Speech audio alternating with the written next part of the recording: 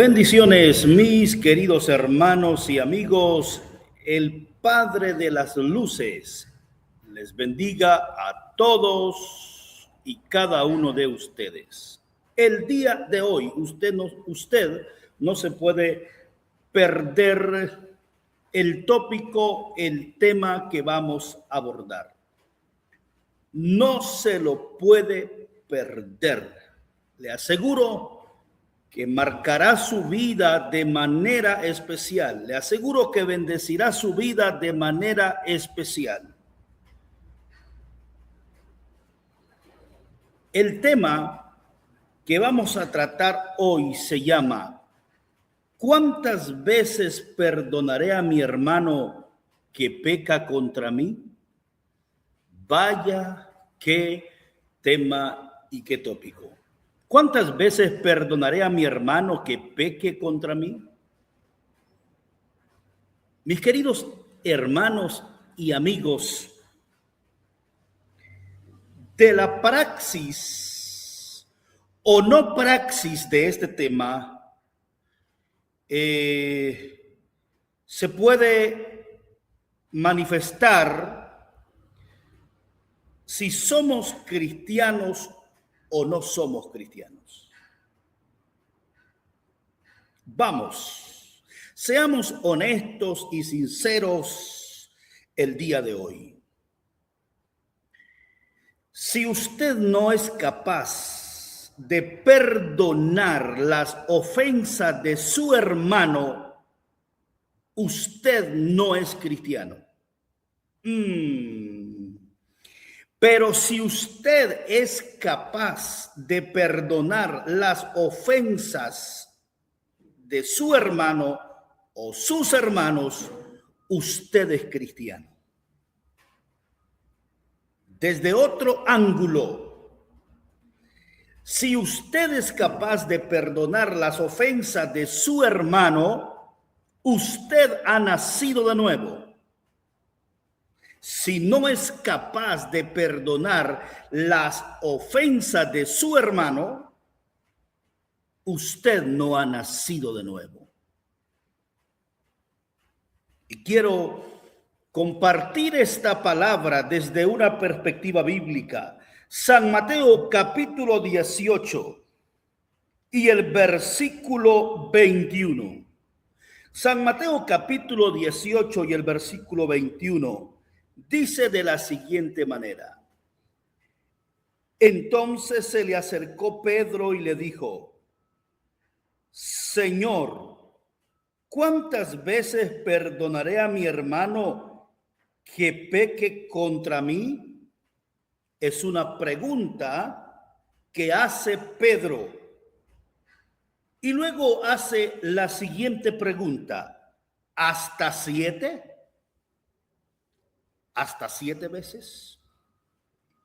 Es importante compartir el día de hoy, queridos hermanos y amigos, las razones por las cuales Pedro hizo estas preguntas a Jesucristo.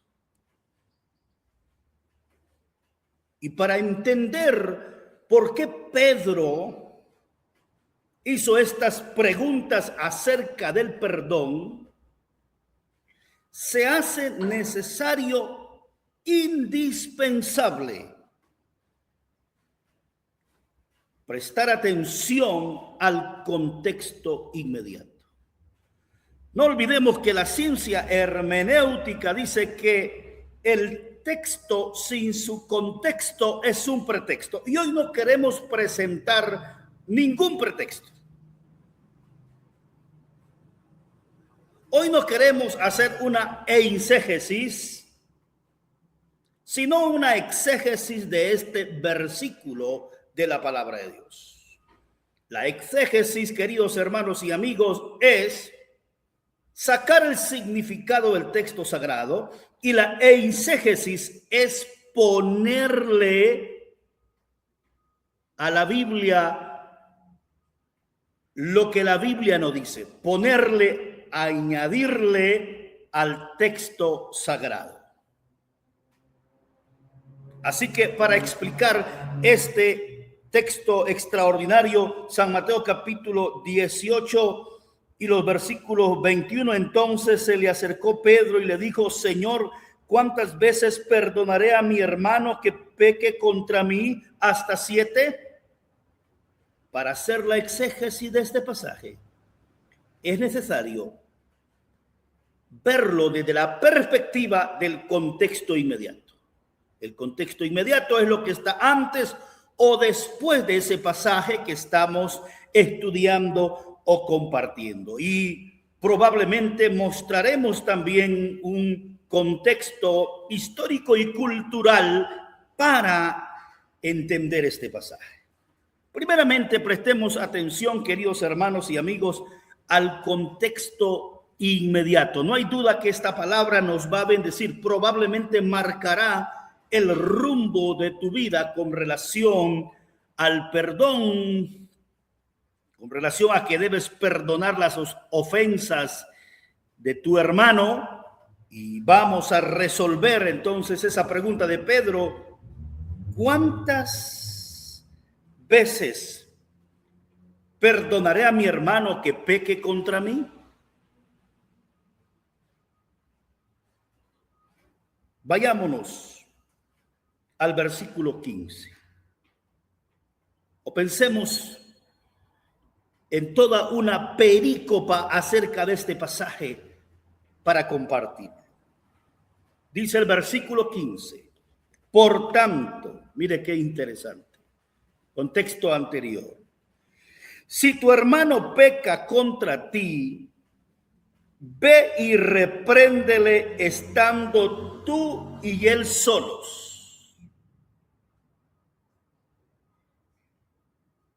Si te oyere, dice el versículo 15, has ganado a tu hermano. Mire qué interesante, estas son palabras de Jesús. Así que Jesús nos va a mostrar cómo debo perdonar al hermano en toda esta perícopa, en todo este contexto anterior y posterior. Por tanto, si tu hermano peca contra ti, ve y repréndele estando tú y él solos. Esa es la filosofía de Jesús.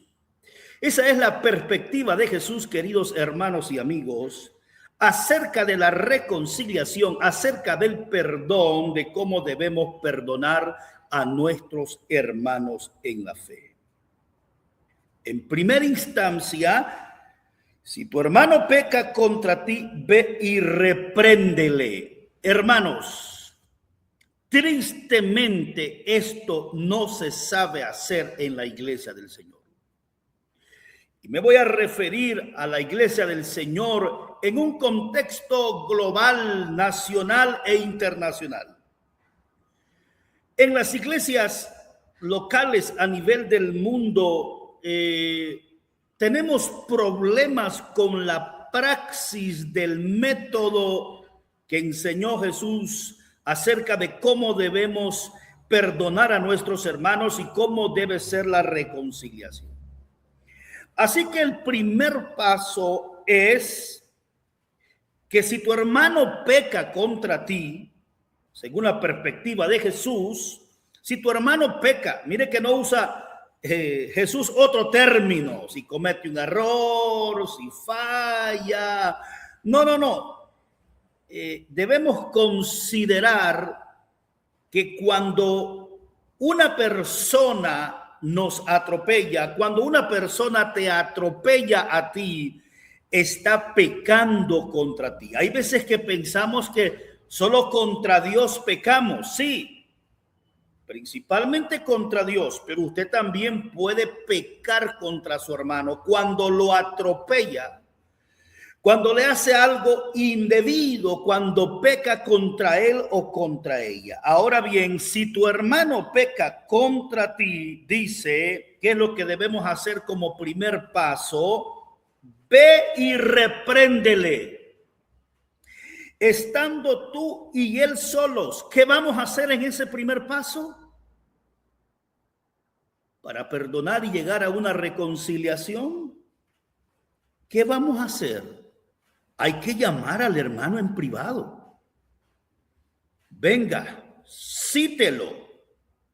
citémoslo a una conversación en privado, estando tú y él solos, estando tú y la persona que pecó contra ti, es en privado. Estamos los dos, ya sea sexo femenino o masculino, como sea, es necesario entrar a una conversación como el primer paso, diría, desde la perspectiva de Jesús. Tenemos que llamar a ese hermano que pecó contra nosotros, es lo que dice la Biblia, y hablar y dialogar y conversar y llegar a una dimensión de perdón, a una dimensión de reconciliación. Y dice, repréndele. Repréndele en este caso es decirle, hacerle ver el pecado que cometió contra usted. Usted lo va a reprender. Fulano de tal, sutano, mengano. Tal día pasó esto. Usted me hizo algo malo. Usted atropelló mi persona. Usted me hizo algo completamente malo. Por favor, y aquí está el buen consejo desde una perspectiva bíblica, por favor, si alguien peca contra usted, no vaya con el chisme, hombre. No vaya con el chambre. No vaya con la difamación allá. Eso no dice la Biblia. No suene la bocina en el barrio, en la colonia, en la ciudad, diciendo fulano, sutano, mengano pecó contra mí, me hizo esto grave. No, usted más bien está pecando y fallando delante de Dios de esa manera.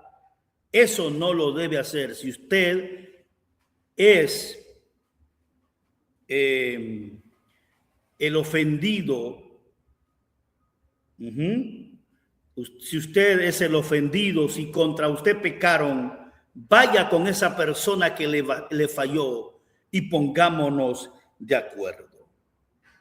Por tanto, si tu hermano peca contra ti, ve y repréndele estando tú y él solos. Luego dice el versículo 15, si te oyere, has ganado a tu hermano. La idea es ganarlo. La idea es convencerlo de la falla, del pecado que cometió contra usted. Y si le oyere, si te oyere, si llegara a la conclusión que falló, que pecó contra usted, entonces has ganado a tu hermano y hemos resuelto un problema y hemos llegado a una reconciliación. Contexto inmediato, por favor. Versículo 16. Mas si no te oyere, si surge todo lo contrario, que no te oyere, toma aún contigo a uno o dos, para que en boca de 2 o 3 testigos conste toda palabra. Según la perspectiva de Jesús, este es el segundo paso. Si en el primer paso no te oyere, entonces vas a dar el segundo paso para perdonar a tu hermano con la finalidad de que haya una reconciliación. Si no te oyere en el primer paso, toma aún contigo a uno o dos, para que en boca de 2 o 3 testigos conste toda palabra. Lógicamente, esos testigos deben ser personas espirituales que no empeoren más la situación. Esos testigos tienen que ser éticos, tienen que ser correctos, porque lo que se va a tratar ahí en boca de 2 o 3 testigos, lo que se va a tratar ahí es necesario que quede entre la persona afectada, el ofensor y los testigos. No se trata de divulgar información, eso hace más daño. Los testigos pues sirven de testigos de ese problema que se va a abordar. Son un apoyo, una ayuda, no hay duda, pero también son testigos si no se llega a una reconciliación, a un perdón, así que los testigos son importantes. El segundo paso es lleve testigos. No cualquier testigo, lógicamente. No vaya a ser que un testigo, 2 testigos, 3 testigos le vayan a empeorar la situación, porque el asunto es llegar a esa dimensión de reconciliación y perdón. Muy bien, contexto inmediato. Versículo 17. Si no los oyere a ellos, es decir, los testigos, dilo a la iglesia. Miren los pasos. Este es el tercer paso. Y cuando Jesús dice dilo a la iglesia, no lleva la finalidad de afectar a esa persona que pecó contra su hermano, que ofendió a su hermano, que lo trató mal. Cuando dice Jesús dilo a la iglesia, siempre lleva la finalidad de reconciliación, porque si en el primer paso no aceptó su pecado, no hubo reconciliación, y si en el segundo paso con testigos no hubo reconciliación, entonces el versículo 17 dice, si no los oyere a ellos, es decir, los testigos, dilo a la iglesia. Qué interesante el contexto inmediato y qué interesante toda esta perícopa de la palabra de Dios para comprender el versículo 21 del capítulo 18 de San Mateo. Así que este es el tercer paso. Dilo a la iglesia. Puede ser que dilo a la iglesia podría ser ante una conferencia donde están todos los hermanos en la fe y se va a tratar ese problema que no ha sido resuelto en el primer paso ni en el segundo paso. Puede ser que esa representación puede ser todos los hermanos en la fe, toda la iglesia, o puede ser, dilo a la iglesia, podría ser también con todo el liderazgo, es válido, y que ese liderazgo represente a la iglesia. De las dos formas no habría problema, es válido llevar la situación ante la iglesia, eso es bíblico. Dilo a la iglesia que no hubo reconciliación entre el ofensor y el ofendido en los dos pasos anteriores, pero que se trae a la iglesia para que haya perdón, surja el perdón, pedir perdón y perdonar, y para que haya una reconciliación. El versículo 17, si no los oyere a ellos, dilo a la iglesia, y si no oyere a la iglesia, mira que va el problema, tenle por gentil y publicano. Aquí es donde surge la excomunión. El miembro, el hermano en la fe, es apartado y debe ser apartado según la perspectiva de Jesús de la comunión entre los hermanos, porque este ofensor no quiso entrar en esa dimensión de reconciliación. Entonces, lamentablemente, si no oye a la iglesia, cuando se llevó el caso a la iglesia, si no oye, si no se reconcilia, tenle por gentil y publicano. Es decir, tenle como una persona mundana. Tenle como una persona que no tiene fe. Tenle como una persona que no es cristiana. Tenle como una persona que no tiene temor de Dios. Gentil y publicano, como aquellos que no conocen a Dios, que no han tenido un encuentro personal con Dios. Versículo 18. Miren qué interesante es la palabra de Dios. Versículo 18. De cierto os digo que todo lo que atéis en la tierra será atado en el cielo. Y todo lo que desatéis en la tierra será desatado en el cielo. No podemos explicar este texto de otra manera, sino en el marco del contexto del cual venimos hablando. Es importante. ¿Qué quiere decir este pasaje? Que lo que se decida aquí en la tierra, en ese proceso de reconciliación, será muy tomado en cuenta en el cielo. De cierto os digo que todo lo que atéis en la tierra será atado en el cielo. Y todo lo que desatéis en la tierra será desatado en el cielo.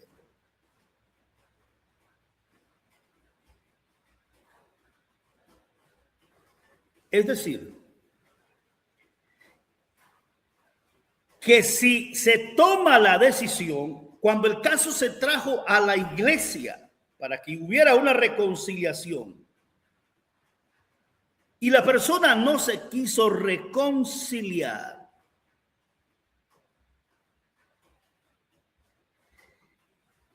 y luego la iglesia toma la decisión de la excomunión y apartarlo de la iglesia, eso es atado en el cielo. Eso es atado, eso es tomado en cuenta, queridos hermanos, por Jesús, porque esto lo enseñó Jesús. Y todo lo que desatéis en la tierra, por ejemplo, hay una reconciliación de desatar, se llevó a través de un proceso de desatar y hubo una reconciliación, y todo lo que desatéis en la tierra será desatado en el cielo, es tomado en cuenta en el cielo, es tomado en cuenta por Jesús, ya sea en sentido negativo o en sentido positivo, esa es la idea, es tomado en cuenta por Dios en el cielo ese procedimiento de reconciliación. Vaya qué interesante la palabra. Versículo 19. Otra vez os digo que si dos de vosotros se pusieren de acuerdo en la tierra acerca de cualquiera cosa que pidieren, le será hecho por mi Padre que está en los cielos. No se olviden de contexto. Todo esto está en el contexto de cómo debo perdonar al hermano, cómo debe ser la reconciliación. ¿Recuerden los testigos anteriormente? Si el hermano no se reconcilia en la primera cita, en la primera reunión, y luego en el segundo paso hay que llevar los testigos, ¿se acuerdan? Y por eso dice aquí, otra vez os digo que si dos de vosotros se pusieren de acuerdo en la tierra, es decir, si dos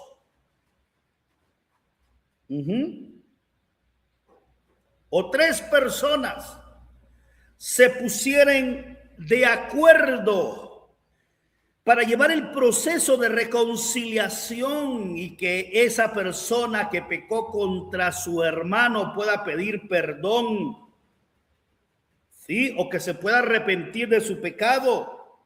Si dos de vosotros se pusieren de acuerdo en la tierra acerca de cualquier cosa que pidieren, les será hecho por mi Padre que está en los cielos.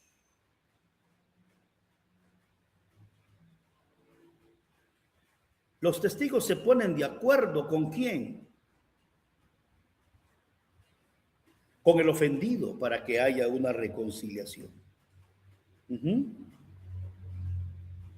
Y si se pusieran de acuerdo en la tierra acerca de cualquier cosa que pidieren, les será hecho por mi Padre que está en los cielos. Claro que ese pasaje está en el contexto de reconciliación y ponerse de acuerdo, queridos hermanos. En una aplicación que sería diferente, la aplicación puede tener matices diferentes, pero la exégesis es una sola. Y la exégesis de ese versículo 19 es estas personas que se ponen de acuerdo para que haya una reconciliación. Y si se ponen de acuerdo acerca de cualquier cosa, les será hecho por mi Padre que está en los cielos. En contexto de reconciliación. Claro, en una aplicación nos podemos poner de acuerdo acerca de otros asuntos, de otras cosas importantes, y si lo hacemos con fe, pues Dios también nos responde si la intención es correcta. Claro que Dios nos escucha, pero todo esto está en el contexto de reconciliación, mis queridos hermanos y hermanas. Versículo 20. Estamos estudiando el tema: ¿cuántas veces perdonaré a mi hermano que peca contra ti o peca contra mí? Y nuestro texto base es San Mateo capítulo 18 y el versículo 21. Entonces se le acercó Pedro y le dijo: Señor, ¿cuántas veces perdonaré a mi hermano que peque contra mí? ¿Hasta 7? Y estamos viendo el contexto anterior de este pasaje y tratando de compartir con ustedes y de investigar el por qué Pedro preguntó a Jesús o hizo estas preguntas importantes en el versículo 21. En el contexto anterior, el versículo 20, que es un versículo muy mencionado, pero que lo mencionamos y lo compartimos fuera de contexto también muchas veces. También el versículo 20 que ya vamos a ver, en ese ámbito, en esa dimensión de reconciliación, de entrar en el proceso de perdonar. Y dice el verso 20, mis queridos hermanos y hermanas: porque donde están 2 o 3 congregados, interesante, ¿no? Porque donde están 2 o 3 congregados, dice Jesús, en mi nombre, allí estoy yo en medio de ellos. No hay duda que está en el contexto de esos testigos que son invitados. ¿Sí? Esas personas que están invitados para servir de testigos, y que está esta persona también que está afectada, ofendida, y que está buscando la reconciliación, porque donde están 2 o 3 congregados en mi nombre, allí estoy yo en medio de ellos. Mire qué interesante que cuando vamos a resolver estos problemas y cuando llevamos testigos para que haya perdón y reconciliación, mire que Dios está en medio de ellos. Me gusta esto. Aleluya, gloria al Señor. Sí, Dios está. Donde están 2 o 3 congregados en mi nombre, allí estoy yo en medio de ellos. Fíjese que nosotros muchas veces, este texto también se ha compartido fuera de contexto, y el texto sin su contexto es un pretexto.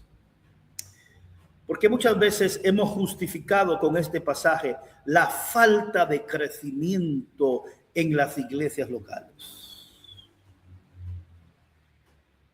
Y hemos dicho, es mejor tener calidad. Es mejor tener calidad y no muchas personas, y que no haya esa santidad. Es mejor pocos santos que muchos mundanos. No, Dios no está en contra, Jesús no está en contra del crecimiento de la iglesia. La iglesia debe crecer, es el plan de Dios, todo lo que pueda crecer. Y muchas veces este texto lo hemos explicado y aplicado a la parte del crecimiento de la iglesia. Es decir, que si solo tenemos 2 o 3 personas y solo nos reunimos en un culto 2 o 3 personas, ¡ah, qué bien, magnífico! Dios está en medio de nosotros. No hay problema. Y no hay duda que Dios está en medio en esa reunión. Está claro, no hay problema. Pero ese no es el espíritu del texto. Ese no es el contexto. Esa no es la exégesis. La exégesis es que donde hay 2 o 3 congregados en mi nombre, note que no es en nuestro nombre, ni en el nombre de esos testigos, ni en el nombre del ofensor o del ofendido, sino que esos 2 o 3 están congregados en el nombre de Jesús. Y si están congregados en el nombre de Jesús, reunidos en el nombre de Jesús, claro, en este aspecto, reitero, de reconciliación, de cómo debo perdonar a mi hermano que peca contra ti.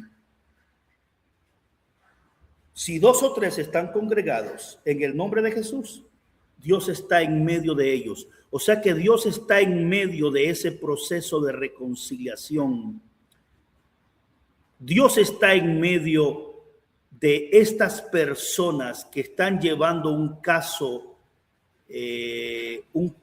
donde se han afectado las relaciones interpersonales, donde hay heridas profundas, donde ha habido atropello, donde ha habido ofensas y que ante esos problemas es necesario que haya una reconciliación.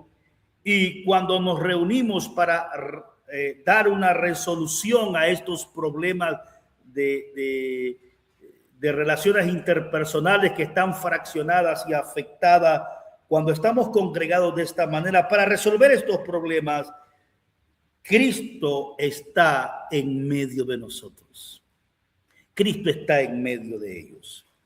Queridos hermanos y amigos, es ante este contexto inmediato que aparece entonces el versículo que estamos estudiando, el versículo 21.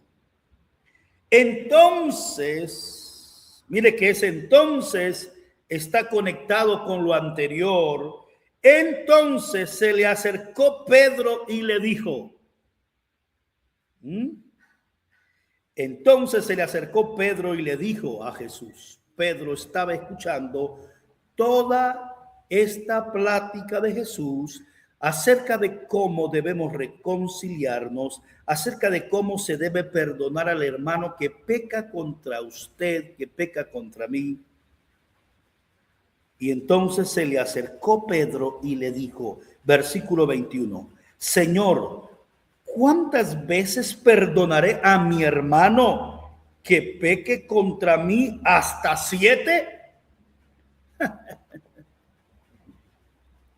Es la pregunta de Pedro. Es una pregunta bien intencionada.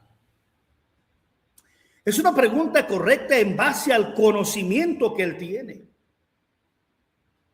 Aquí donde va, además del contexto inmediato, queridos hermanos y amigos, aquí donde va un contexto histórico y cultural para poder entender esta pregunta o preguntas que hace Jesús, que hace, mejor dicho, Pedro a Jesús acerca del perdón.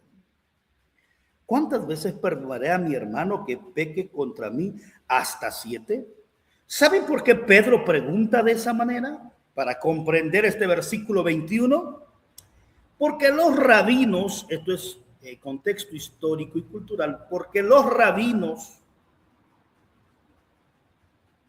maestros de la ley, rabinos, enseñaban, decían que lo máximo que debíamos perdonar al hermano que peca contra nosotros, qué importante ese contexto histórico y cultural, lo máximo que debíamos perdonar, decían los rabinos de la ley, era 7 veces. ¿Se da cuenta? ¿Tiene sentido para usted esto? Ahora entiende por qué Pedro hace esa pregunta y por qué Pedro dice hasta 7. Entonces se le acercó Pedro y le dijo: Señor, ¿cuántas veces perdonaré a mi hermano que peca contra mí? ¿Cuántas veces no puedo perdonar, Señor Jesús?